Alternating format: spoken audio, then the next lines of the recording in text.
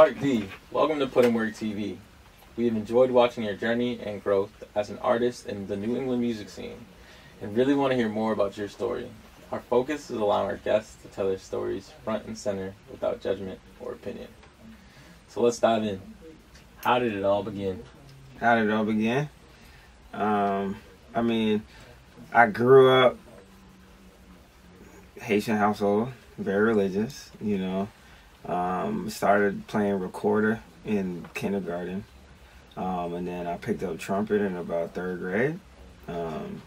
Played that for about like 3 years, and I was like, oh, you know, I like music, you know, and I was playing for my church, you know, that I liked it, you know. I gave it up. I was doing poetry in middle school. That was my rebellious phase. And then I abandoned that altogether to be a free-spirited teenager until maybe 10th grade or something. I had a homework assignment, and I was always an over-the-top creative kid in high school. So basically, I had an assignment, and it was supposed to be teaching some kids about like compound and complex sentences, and I was like, yo, I'm gonna make a rap song. You know what I'm saying? So I went to the studio. I went to the nearest studio I could find. My boy Steven, he put me on to this place called the Mad Pantene Center. And basically, I went in there. They had a studio. I liked it. I locked myself in a room for 8 hours until I figured out how to record myself in GarageBand. Recorded the song. And they loved me over there. They said, you're the only one that comes in here and uses the room for what we wanted. So I was just like, all right, bet.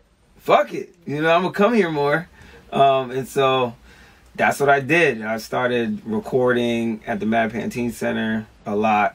You know, started teaching myself how to produce, engineer, and write, record, all that. I had great mentorship with my mentor, Devin Ferreira. Like, he was a music director at the time.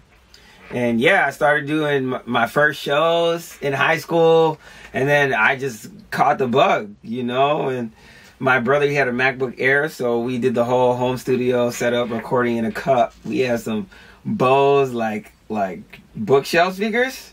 It was a very humble setup, you know, and doing the whole, you know, cup blanket in the closet, everything like that. So that's how I started. And then, yeah, like I started playing keys around the same time, playing bass around the same time.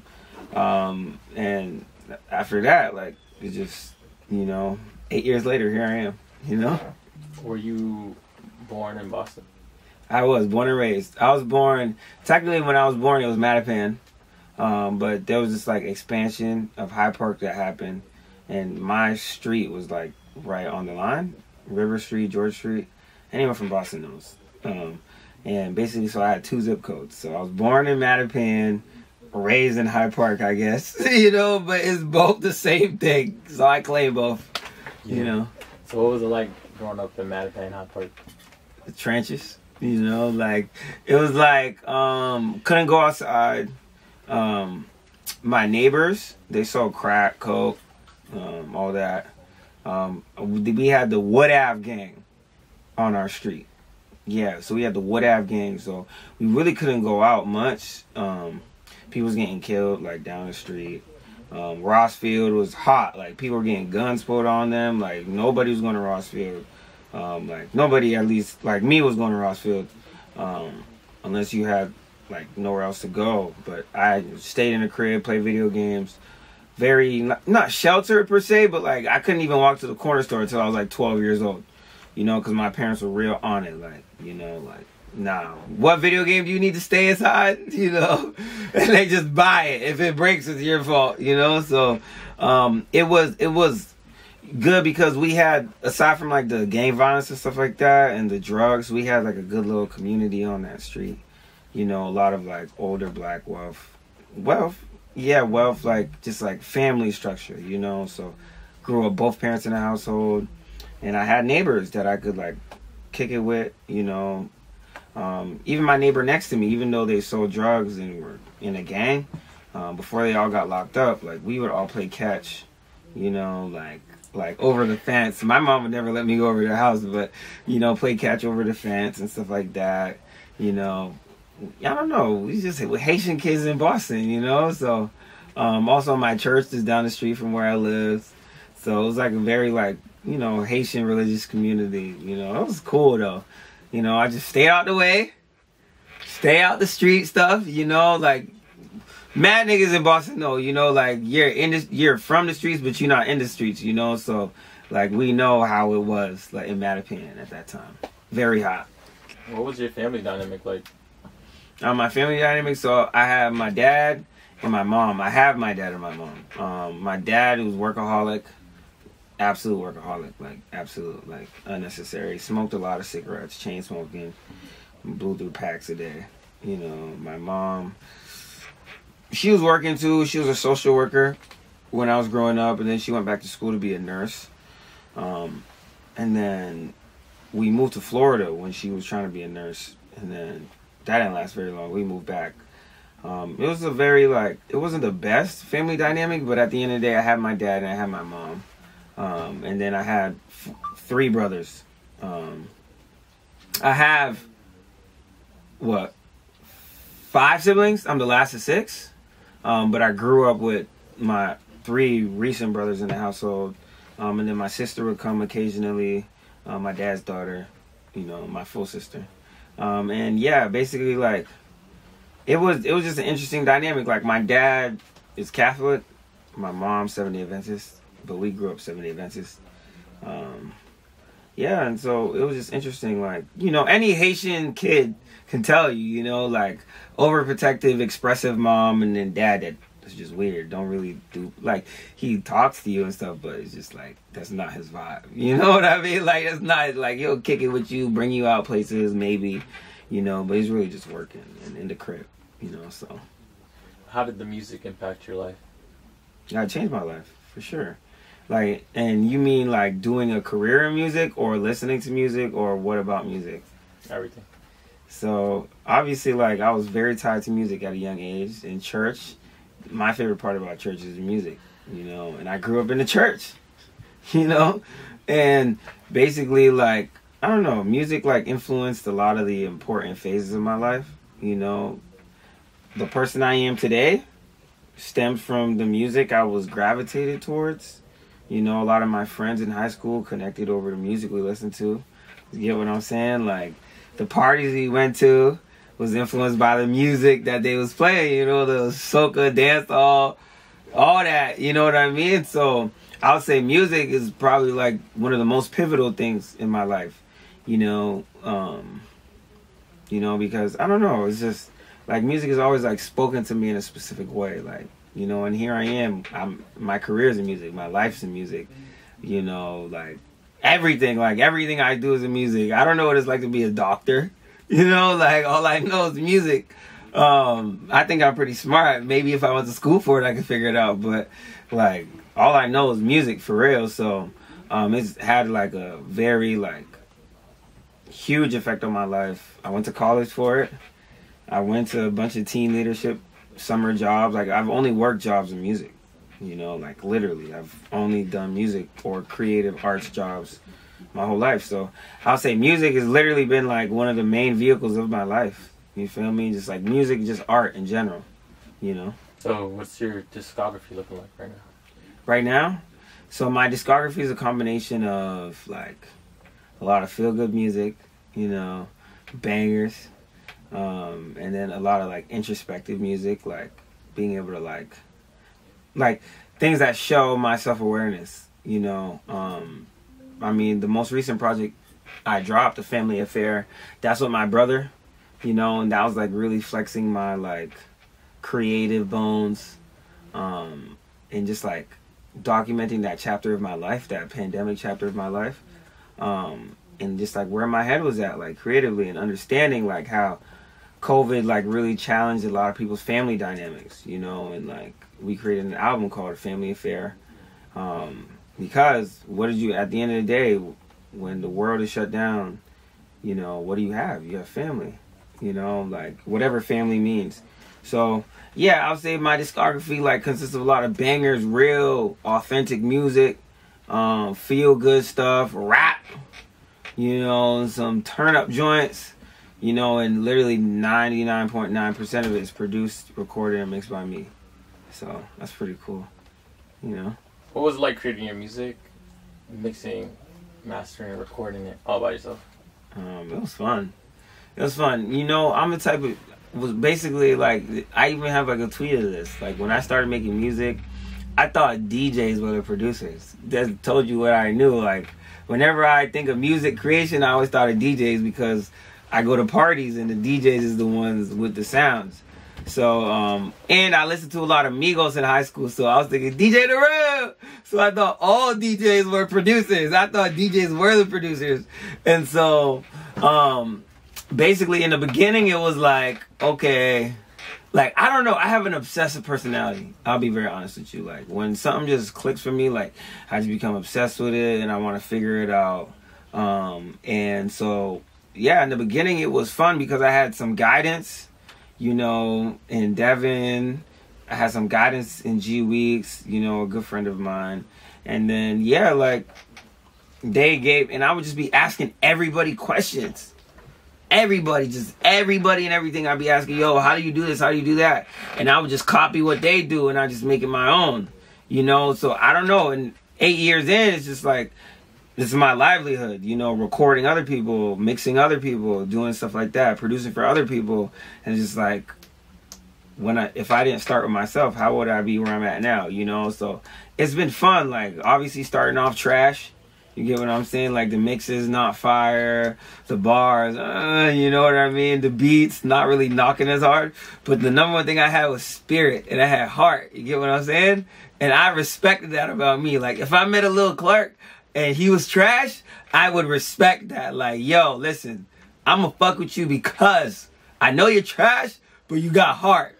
You get what I'm saying? So I'm gonna do whatever I can to develop you, you know, because that's what niggas did with me. Like, I was chips, you get what I'm saying? But I really attacked everything with a lot of energy, you know? So, and now 8 years in, like, I know so much about recording. I know so much about mixing, producing.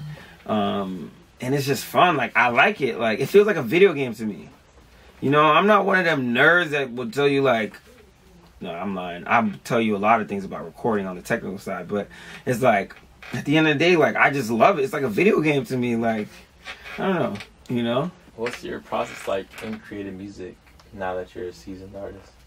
Man, I feel like my process changes every 3 months. You know, I've been in Atlanta for the past, 10 months? And so, before I moved to Atlanta, I would, like, take a while doodling, making beats.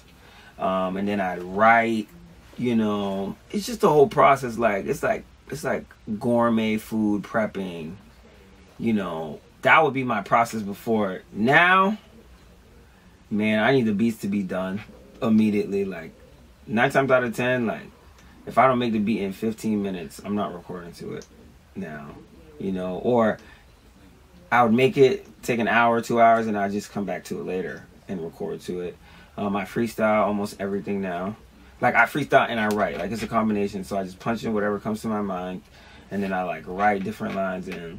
And so I've been getting a lot better at freestyling and a lot better at punching in. Like, a lot of it's just like, my past 9 songs really have been like that. Like, even the rap ones have just been really freestyling, and flexing, and it just lets you, like, catch a phrase, like a vibe. Like, when you write everything, it's just so well thought out. Like, I'm a well thought out person, so I don't be writing like the way I be freestyling. And when I freestyle, like, I catch a vibe, like a thing.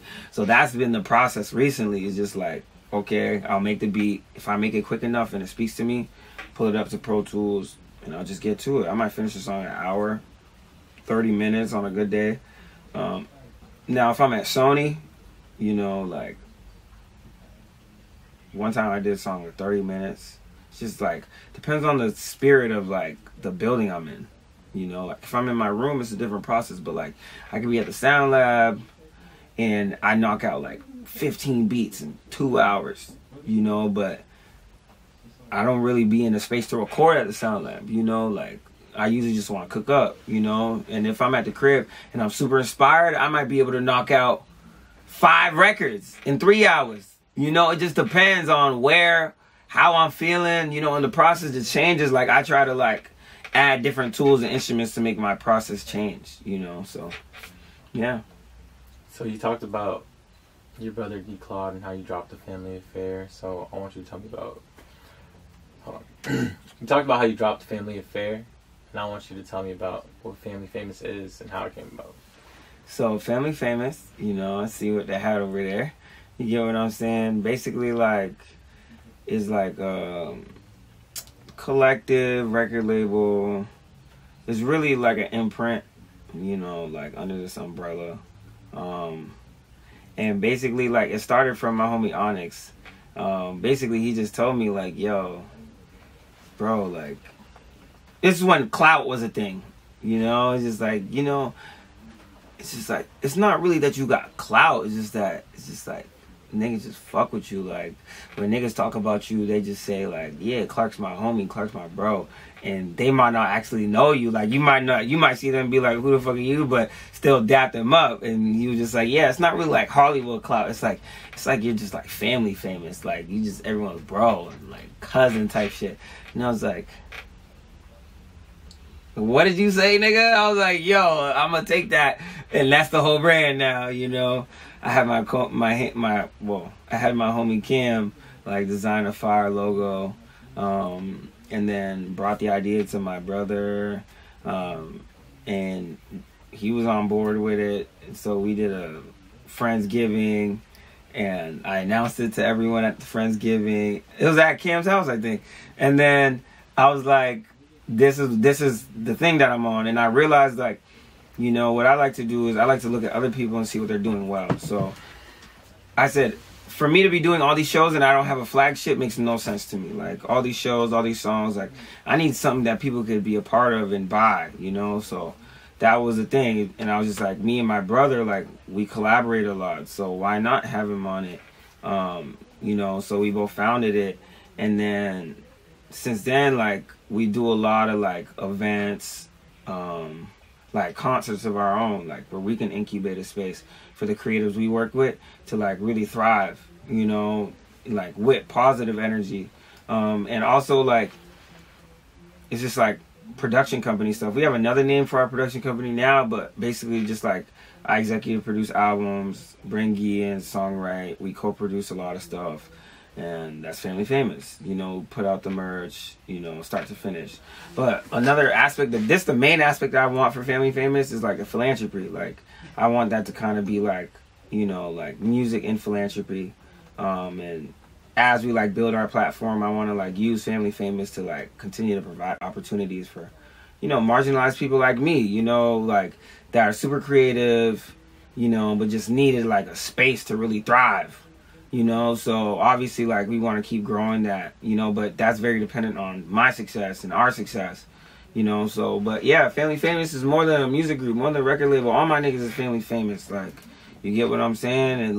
And like using my mentality, my approach to things to, like, make people family famous. Like we don't need clout. We don't need niggas acting Hollywood. Like, we need, like, to keep this family shit that we got going on and, like, pass that down and make it generational, you know, so. That answers your question. What motivates you the most? I got like 3 different answers for that. First is God, you know, because I feel like at the end of the day, I'm just really like a vehicle, you know, not a vehicle. I feel like I'm like a vessel in a way, you know, like I can't really tell dudes for real, like what stems my motivation, because it could be people in similar situations as me and they not really approaching it the same way, you know, so I'll just attribute that to God first. Like, God orders my steps and he validates my feelings. Like, when I feel like I'm that nigga, God will validate that, you know, and be like, yes, you are that nigga, you know, but you also are a person that has to, you know, abide by these laws and rules and stuff like that. So first, God. And second of all, is being that nigga. I'm that nigga, for sure. You get what I'm saying? And I'm absolutely, I know that. You feel me? And it's validated, you know? And so I wake up every day proving that to myself, proving that to the world, that I'm that nigga. You get what I'm saying? And, like, I feel like that's fun, you know, because people forget you're that nigga. You get what I'm saying? People forget, or they got their life shit going on and they allow their life shit to make them forget that I'm that nigga. But I'm that nigga in every one of those situations. You get what I'm saying? Like, I'm still that nigga. been that nigga, will be that nigga. You get what I'm saying? So then it makes me like, yo, I wake up and I look at myself in the face and I say, don't be the bitch ass nigga that lets people forget that you're that nigga. So I wake up and I'm like, I bet, nigga, time to shit on folks. You know, like, that's how I be feeling. That really drives me every day. You know what I mean? Because when you know, nigga, a dude that's that nigga, it makes you want to be like that nigga. You get what I'm saying? Like, you want to be like him. Like, yo, this nigga got it. Like, he got it figured out. You get what I'm saying? Like, I walk by inspiration. Like, I want to inspire people. You know? And how else can you inspire niggas by not being that nigga? Like, you feel me? So that motivates me every day. Like, because at the end of the day, like, I'm trying to do shit nobody's ever seen before. Ever. You get what I'm saying? And I think it requires a certain caliber, like a certain approach, like a certain level of delusion. You know, and I feel like that delusion drives me every day to go bigger, better, harder, faster, stronger, all that shit. Shout out Kanye. You get what I'm saying? And my thing is, what else is there to do aside from go crazy? If I'm not that nigga, I'm dead. You get what I'm saying? There's no ifs, ands, or buts. I could be 80 years old and still be that nigga. You get what I'm saying? Like, it's not something I'm chasing. It's something I am. You know, and I motivate myself to work like that every day because I am that. You know, anything, me acting outside of that is me not being me. I will forever be that nigga. The day I don't act like that nigga, the day I'm not that nigga, is the day I'm not me. You get what I'm saying? And that will never exist. You get what I'm saying? Like, that shit motivate me every day, bro. And also, like, a more personal thing, like, I come from a family of hustlers, just hard workers, you know? Like, being Haitian, growing up Haitian, like, my mom, she came to America with a green card. She was living in a basement, working at McDonald's, sweeping floors. You get what I'm saying? And she went from that to having a house. Then she went from that house to having an even bigger house. She went from those things to putting all her kids through college. You get what I'm saying? Like my dad, like, also, he came from Haiti, you get what I'm saying, and made a living for himself, provided for his family. I'm supposed to do better than them. I'm supposed to shit on what they did. You get what I'm saying? Like, this is the only option. You get what I'm saying? Like, ain't nobody, my parents are not going to do better than me. There's no way. You get what I'm in competition with them. Then I'm going to have 8 kids and do better than my parents. Put all them kids through college. You get what I'm saying? Get all them cribs, all them businesses. You know what I mean? That's how I feel. I need to one-up my parents. So that motivates me to work hard. And my mom, she's the epitome of a boss, you know, and she's a boss with a boss, you know, and I feel like that has, like, really helped my approach in life. Like, she believes in God. She bows down to God. She's like, no matter what I do, no matter whatever it is, I'm, at the end of the day, I'm a servant. You feel me? And I feel like that has, like, helped my approach, you know, because it's easy, like, if you're not grounded, to get, like, lost in your own hubris. You know, that's where niggas get fucked up. That's not me, though. You know, like, I'm not them. I'm him, you know, like God has already humbled me enough times to remind me, like, yo, you need me, you know, and I'm like, all right, like, I gave in, I got you, you know, I'm with it. So, yeah. How do you take that energy and transmute it into your music? Like, how do you take that energy and put it in your music? So, or more accurately, let me change the question. What do you hope people get from your music? I think the intention is, like, different depending on the season. You know, the music I've been releasing has really just been about, like, being radically me. Like, I'm not a character for real. I'm me. You know, and me is a character, I guess, but, like, I just put it in my music. You know, like, I'm very, like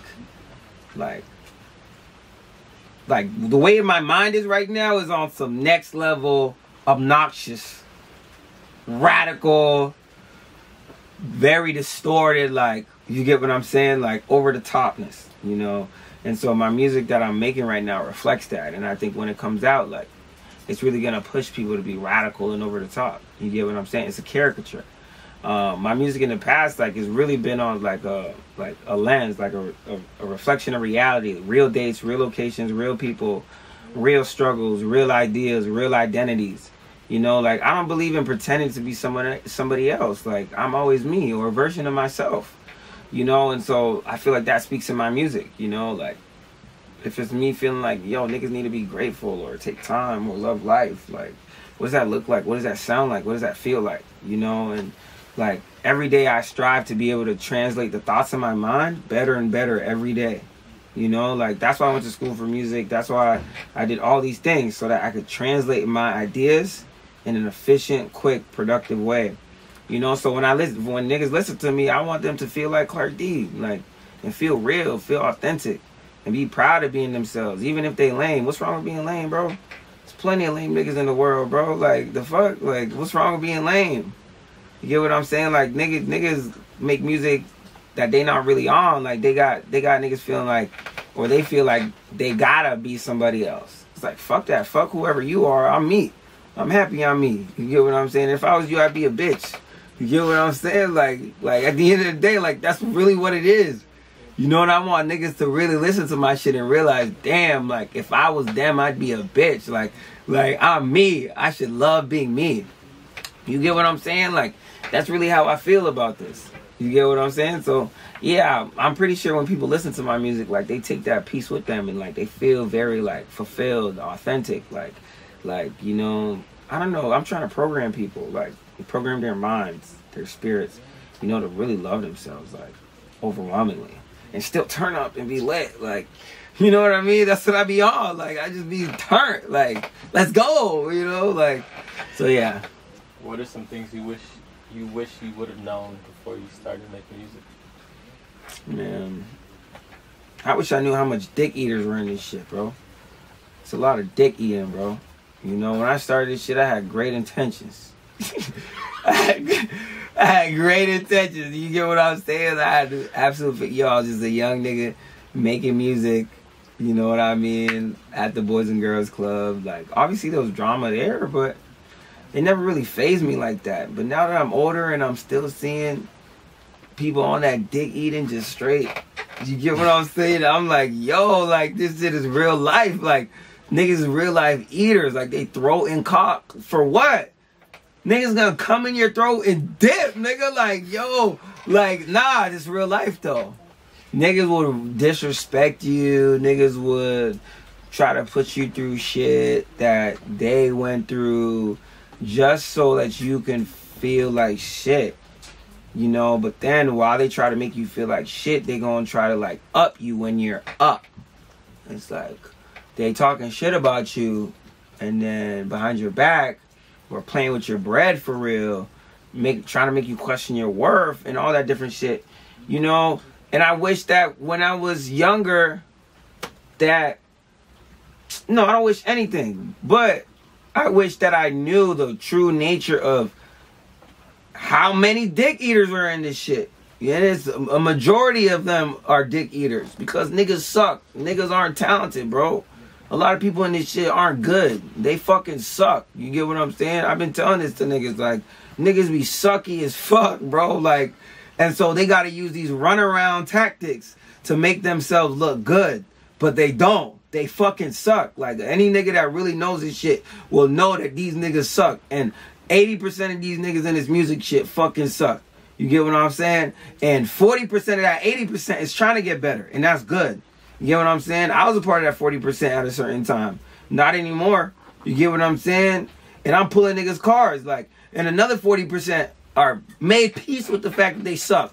And they're doing everything in their power to powder they fucked up, sucky ass skills, faces, all that different shit. And they gonna do all these runaround tactics, all this hierarchy bullshit to make niggas feel like they like that. When they really not. They not like that. You get the niggas that got it, give it. This is a fact.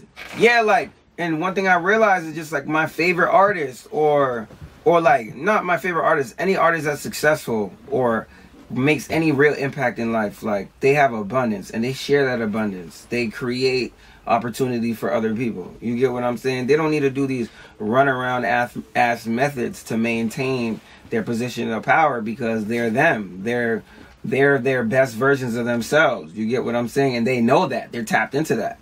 Anybody that doesn't know that and thinks that they got to do all these bullshit things to stop niggas. Oh, you got to follow. You can't just, you know, all this gatekeeping ass bullshit. Is just like, no, like, any nigga that got it will give it.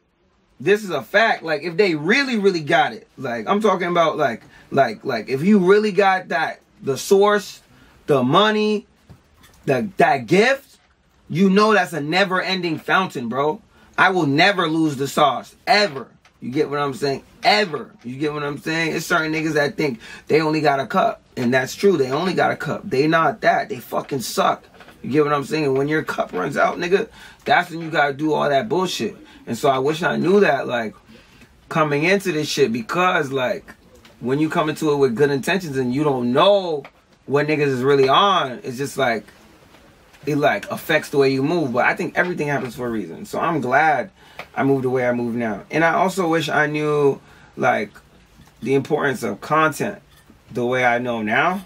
Like, if I was making, like, consistent ass content for the songs of mine that were doing well in high school, oh my gosh. You know, I'm gonna be out of here regardless, but I probably would have been out of here fucking 19 years old, 20 years old, you know, because we was lit in real life in Boston, you know, but we wasn't internet lit, you know, and if we made that shit we had lit in high school, internet lit, out of here. So, yeah. What do you enjoy the most? I enjoy loving myself the most, you know. I feel like when I feel like I'm loving myself, I could do everything and enjoy it. You know what I mean? Like, on some real shit, like, it could be fucking bowling, you know, and I'll enjoy it. Like, if I'm, like, loving myself and treating myself properly, like I'll enjoy anything. Watching a movie, I'll make it lit. Like, you get what I'm saying? And so, like, I really discovered that when I moved to Atlanta, you know, and I started, like, buying shit I like, you know, buying clothes, buying music equipment, buying shit, you know, and not thinking about money or, oh, I don't have $20. I know, it's just like, if you're willing to work to maintain that level of happiness, like, everything else will pay itself off. Like, money doesn't exist in that regard. Like, money's just a tool. It's just an asset.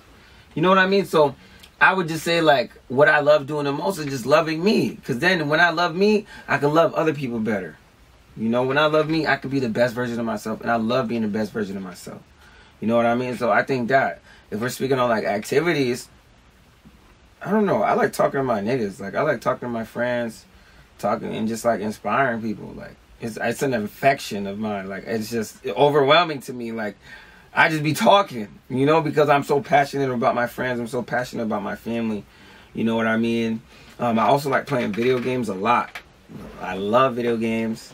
I've been watching a lot of anime. You know, I guess people want to connect to me personally, so I'll be watching a lot of anime. You know, I've been watching, like, old anime. I used to be hating on old anime. I used to be hating on old everything, I'll be honest. But specifically old anime because of fucking graphics. Why do I want to watch the fucking 70s graphics, you know, looking like doodle ball ass anime? But then I like developed this is actually recent. I developed an appreciation for that. And so I just been watching, like, Inuyasha, like a bunch of, like, dope older anime movies, you know, Cowboy Bebop. I'm probably on my third time watching it. And then I've been watching movies too. You know, because my life's a movie, and I need to know how these niggas approach this shit. You get what I'm saying? Like, yo, where is my climax? Where is my, like, what does the soundtrack to my life sound like? So, yeah, I think that those are things I like doing, you know. What has been the hardest part of your journey as an artist? The hardest part? I feel like looking for validation. You know what I mean? Like, feeling like I needed to be validated. And this is something I recently shrugged off, you know, but I used to feel like I wasn't seen at all. I used to feel like that I needed this respect, this feature, this, you feel me? I used to feel, and it's probably like, it probably rooted from, like, insecurity a little bit, you know, because if I really understood how far I was then, I would understand that, okay, I don't need validation. Like, I don't need this blog posting me. I don't need this, that. Like, and if I do, it's not to validate me. I need an actual reason. Like, it has to be, like, for business purposes. Like, if I want a club song that goes crazy, I'm not getting the Future song because I want Future to see me, senpai. No, I want him to fucking, like, this a business play, you know, and, like, understanding it like that. And so when I took my feelings out of it for real and just, like, said, fuck it, like, I'm trying to change the world, like, it requires a certain approach, I think that changed my life. Like, You know, and it just made shit a lot easier for me. It was just very difficult, like, cause imagine you do music every day for like 6-7 years, and every time niggas talk about your city, every time niggas talk about shit you doing, they talk about niggas that can't even sell 100 tickets. You know, we sell 250, 300. We could do 400. We could do like me and my niggas. If we got 2 months, we could probably sell out House of Blues. You get what I'm saying? Like at the end of the day, like, you know, but. Like understanding that was just a byproduct of just like making my own lane and the type of love that I wanted, you know, it takes time to build over time, and I think I'm in a good place with that right now, where like I'm not worried about numbers, I'm not worried about, you know, like getting this feature, this whatever. It's just like living in my dopeness, being present in my body, like being in my body, like as an artist. I don't need to be signed to a label, you know, because like what do I want the label to do for me that I can't do for myself? Like, or if I do sign, like, am I even worth signing? Being real with myself in that regard. Like, I wasn't a real nigga before. Before, I was a kid in a way. You know, it was about numbers. Oh, I need this song to do 50,000, so I'm going to pay to get on this playlist. You know, or, you know, Lil Uzi's coming into town. They said you can open up for him for $1,000 or $500. Granted, I never had the funds to validate those things, you know, but now that I'm a little older, I understand that none of that shit is real life. Like, all this shit is cap. You feel me? So as long as I really hone my skills and myself and really pour into my friends and make sure they are continuing to be dope, like, this shit's gonna work out over time. Like, it's gonna be ordinary shit that changes my life. I was more so waiting for an extraordinary circumstance to change my life. Like a nigga finding me and just changing my whole situation. But in reality, like, it's a lot of insecurity rooted in that, you know. Like, you should already have ordinary good habits that make you worth calling, you know, worth fucking, you get what I'm saying? So yeah. Where do you see yourself in 5 years?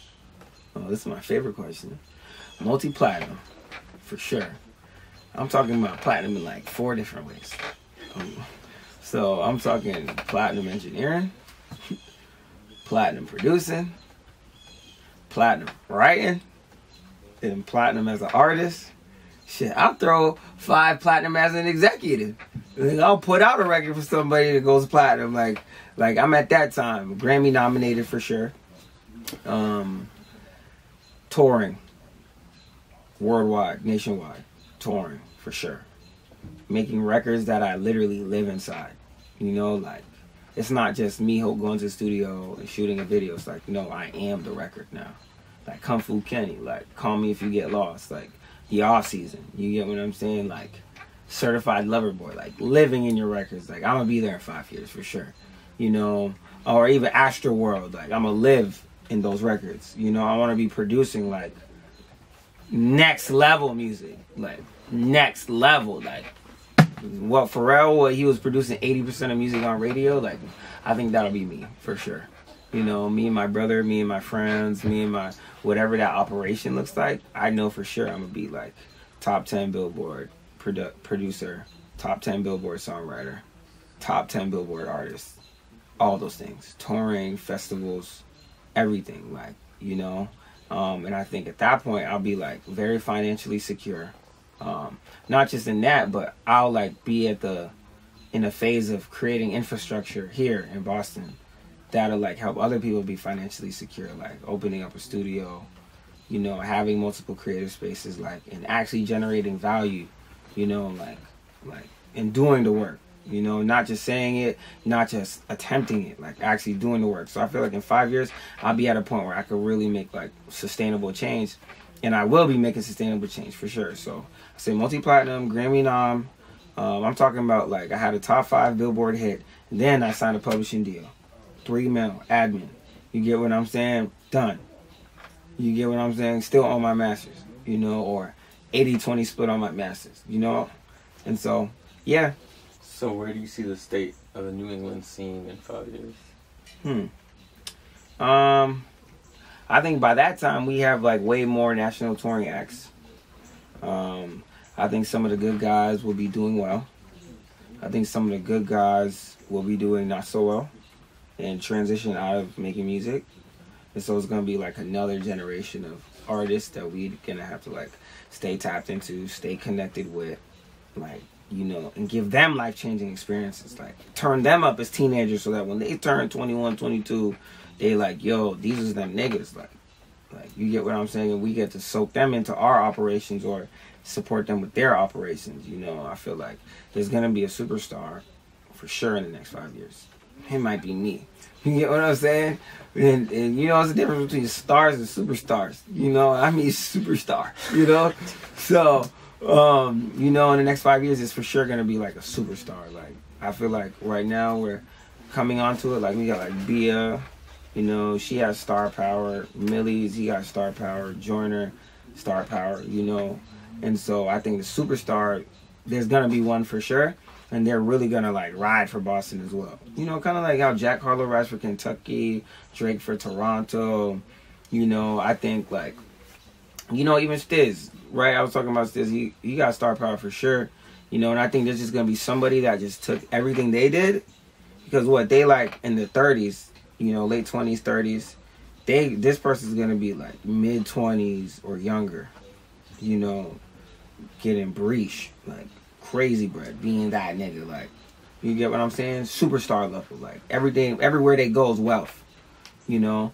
I think that's gonna be in the next 5 years. I think we're gonna, where we are depends on the spaces we have as well, you know? It's like a lot of our favorite venues, like Mad Music Mill, Black Market, you know, Nubian Art Gallery, Sound Lab, all these different spots, like, we gotta see if they're open in 5 years. Because those are the most important things, because those are real spaces, you know? And if those places don't exist, then our history kind of gets washed away. And that happens a lot in Boston, so if those sort of spaces exist in 5 years, they'll be, you get what I'm saying? Because we're affiliated with them. So as we get bigger, they get bigger with us, you know? And so I think in 5 years, we're going to have a way stronger R&B scene. We're going to have a huge Afrobeat scene. Like, huge. I think we're going to have a bigger Caribbean scene, you know, because it's going to be successful artists. Just like DeVito, he's from Atlanta. Yeah, he's from Atlanta. I found that out. But he, like, has wealthy parents from Nigeria. You get what I'm saying? So it's like, if he wasn't in Atlanta fucking with Atlanta niggas, you know, who knows if he'd be as big as he would be. You know, that's his kind of play. Like, he kind of got the people that went crazy in Atlanta and Nigeria, you know, so he's not just known over there.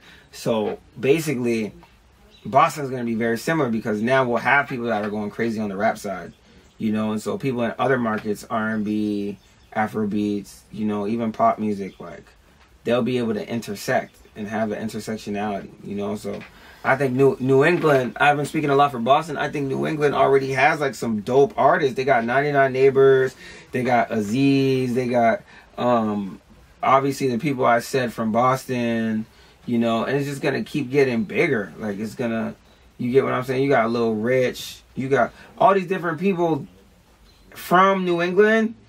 This other girl, her name is Ray. She's an R&B artist. She's from, like, Western Mass or something, like, and I met her in Atlanta. Like, you know, you got Vintage, you got all these different people. You got Lily is Rain. You get what I'm saying? Like, Lily Rain, like, she's dope. She's from Rhode Island. That's New England, you know. She be going crazy. So I feel like at that point, like, you'll just have so many big artists, you know, that we gonna come back and just really turn shit up, like, you know, and we still here turning shit up. So imagine how it looks in 5 years, you know. What has been the most substantial moment in your career to date? In my career, the most substantial moment in my career is probably moving to Atlanta. Only because the things I've done in the past 10 months has, like, validated my skills on a completely different level. You know what I mean? Like, people around you here would see how fire you are, but because, like, their eyes and ears and heart is not in music, they'll kind of normalize like your work ethic, your approach, your brand. When in reality, it's just like Thrill, for example. It's $1 million brand. Like, I'm trying to, like, it's $1 million brand at least. Put in work, $1 million brand. You get what I'm saying? Like, all these is Family Famous, $1 million brand. And we could go into $1 billion, but we're in Boston, and it's just normal because most people are play, you know? So, but then you go to Atlanta, and you realize, like, people with similar ideas, similar concepts are making hundreds of thousands of dollars a month with similar things. You know, so what Atlanta has done is it's really like helped me realize like me producing, engineering, being a musician, writing, rapping at the level I'm doing it at right now is not normal. Like, it's never happened before. You get what I'm saying? Like, it's happened with certain aspects. Like, you got engineers, producers like Dr. Dre. You got producer rappers like Diddy. You got instrumentalists, you know, musicians kind of like Tyler rapping, you know, or Pharrell, you know, but it's not Clark. You get what I'm saying? And it's just like, then you put in the way I think, and then like moving to Atlanta just made me realize like this is not normal. You know, and I can't treat myself or my time like this is normal. You get what I'm saying? Like, you're in Boston, and it's just like, yeah, you got friends that are creative directors, you know, but because they got a bunch of other life shit going on, it doesn't really feel like how important it is. You know, that's like having an oil mine when everyone rides camels. You get what I'm saying? It's just like, why the fuck, what, the oil mine's precious, yeah, I guess, but, you know, you're not really seeing niggas really eat with that. So, you know, like, but you need to be around niggas that got cars if you got an oil mine. So then that's what I realized. Like, when I went to Atlanta, it just blew me out the water and just made me realize, like, where I'm at creatively. Like, and it's not about credits. It's not about placements. It's not about nothing like that. It's about me. You feel me? And I'm good in my city. I come back to Boston. I'm good here. You get what I'm saying? And I will always be good here.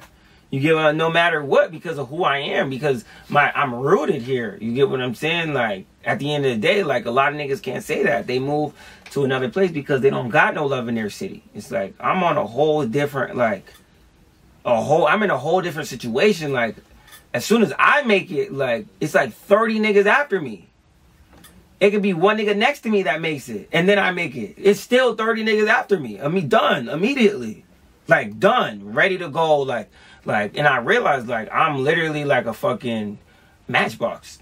Like, literally, like a match in a matchbox. You set me on fire, everything goes crazy. Everyone goes crazy. You get what I'm saying? And that takes time. And I realized when I went to Atlanta, like, you know, like, a lot of people might be good producers, good engineers, and even good rappers, but they can't sell out a show at the indie level, you know, or good engineers, good rappers, good producers, and they can't sell out a show, but they don't know nothing about the business side, you know, or they know shit about the business side, and they have all these things, but they're not a good person.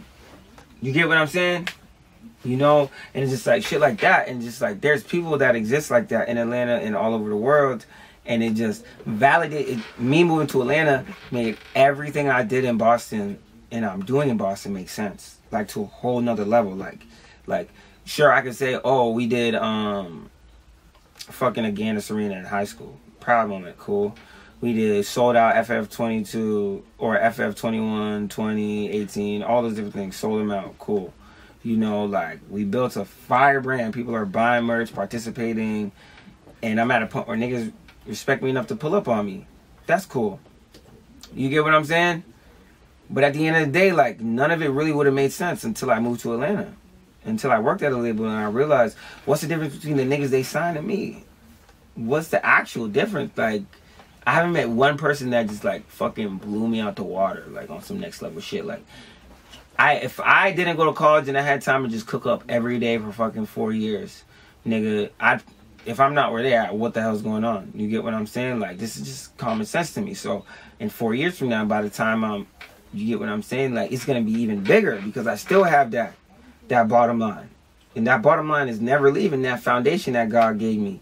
You know, that God built over time. Like, God just 8 years. And none of these 8 years would have made sense for real until I moved to Atlanta. So I feel like it's the biggest decision I made, because now I'm not in a sandbox anymore. You get what I'm saying? With a bunch of unserious niggas. You know what I mean? Like, it's like, I can even have friends that are fired, but they're still unserious. Because how can you make music? How can you make something that doesn't make you money serious? Like, how can you make that serious? And chances are, if you are making money in music in Boston, you might not be doing what you love. It's probably just a hustle. You know, like, and I'm meeting people in Atlanta that are doing what they love. Showing up to the studio, water bottles, they got a rider, candles that they like, everything. And they got people pulling up shit we do every day. And they millionaires. Living their lives happy as hell. You know what I mean? I realize, man, like, if I didn't move, like, it goes back to that validation thing. I would have still needed that level of validation, because this is the only thing I know. It's the biggest thing I know. You know, now I could be in a room with anybody and I don't feel intimidated, you know, because you have all the success, all this, whatever, but I'm from Boston, where you can have all that and it means nothing. You feel me? So as soon as I get the opportunity to be on, you think I'm going to let that shit go? Fuck you, nigga. I'm not letting shit go, nigga. Like, what? What advice do you have for someone who wants to be where you are right now? Be where you want to be, for one. Like, I don't order my steps. You know, I can't, like, I don't, if I was 18 years old, I would have never told you that I'd be engineering full time, working at a major label at 23 in Atlanta. You know, if somebody told me that you'd be doing that, if I was 18, I would be like, ugh. You know, like, nigga, put me on tour. You know, I still love where I'm at, you know. But, like, on some real advice tip, like, you know, the niggas that win are the ones that are consistent, bro. I'd rather prefer a nigga that's warm than a nigga that's hot, cold, hot, cold, hot, cold. You get what I'm saying? Like, you can't build nothing without being consistent. You can't have, like, reliability, habits, a system without a certain level of consistency. Imagine if your heart just decided to stop working one day and then start working another day. It's like you wouldn't be able to do nothing, like, for real. Imagine if your lung decided to pick and choose what day it was working. That makes no sense. Like, the number one reality of life is that nature, the planet, everything is consistent. And inconsistency, you could build a world, you know? And what makes you think it's any different with music or any different with just, like, being a creative? Like, you have to be consistent. Even if the work's not good. You know, if you're consistently bad and your heart's in it, like, you're gonna get better over time. You know, you don't just start off in the gym. Like, I wasn't starting off the best rapper. I still don't think I'm the best rapper. I'll eat niggas' food, though. I'll cut niggas' water for sure. You get what I'm saying? Like, I don't care. And if I'm not at that point right now, I'll be at that point tomorrow. You know, that's how I feel. And I love that. You know, because it's a lot of niggas that I used to look up to that I'm big bro now. You get what I'm saying? Because they had a moment, you know, and they didn't capitalize on that. They didn't create a system. They didn't really, like, stay warm in that process. So now every time they get cold, they got to do all this shit to get hot again. When in reality, if you just do little by little, just step by step, like, this is what niggas should be focused on. Little by little, step by step. Do something every day. Work on something every day. Because it's not going to be extraordinary circumstances that change your life. It's going to be ordinary things. You just wake up doing what you do every day, and then you get a phone call like, yo, I need to do, Kanye wants to do this. You get, I'm hearing those stories almost every day in Atlanta. Like, almost every day. You know, like my homie who's Lil Durk's engineer right now. That was just an opportunity that came up. You know, like, he was doing him, though. You know, and he just started recording, bro, and boom, now he's his personal engineer, like, platinum, Grammy nom, all within a year. You know, he's been engineering for like 3, 4, 5 years, whatever, but all within a year, his whole life changed. Now he's on PJs, getting more money for sessions than he's ever been getting, working for one of the biggest artists in the world. That's crazy. You get what I'm saying? Like, so I'll tell niggas to, like, really develop your consistency and also figure out why you're in it. I don't speak for weak niggas. You know, I'll never relate to a weak nigga. You get what I'm saying? So if you say you want it and your heart's in it, you're going to do what it takes. Not what you think it takes. You know, so I feel like that's what changed my life. When I just open my eyes and I look at what other people are doing and I try little by little to apply that to my reality. You know, that's it. Like, how does this is my favorite artist? Does this space exist around me? Okay, bet. I can just take what they do and just make it mine and go with it. You know, and eventually, after time, they're going to be like, this is your thing, your signature thing. You know, but all that's rooted from somebody somewhere. Everyone sounds like somebody. You know, like, and I wish more people approach shit like that. Like, stop trying to create a wave. Stop trying to, dude, yo, just look at a nigga you fuck with and figure out, one, if your heart is in it, and two, if your heart is in it, like, what are they doing right? And do it like that. Like, and just be consistent, bro. Pick up the phone, do some content. It don't got to be a fire music video every time. Like, do what makes sense. You know, my saying is, if it's, I only want to do shit that's affordable and can be done quickly. You know? That's the only shit I want to do. Like, if I can't walk into my room and fucking make a song immediately, I don't want it. You know? If I gotta wait 2 weeks for a music video after I paid $750, I don't want to do that. I'd rather just take my iPhone and do some shit like that. Or buy a camera. You get what I'm saying? And learn myself or some shit. You feel me? So, yeah. Yo, it's your boy Clark D. And yo, you're here with Put in Work TV, alright? Stay lit, stay family famous. Bow! Yeah.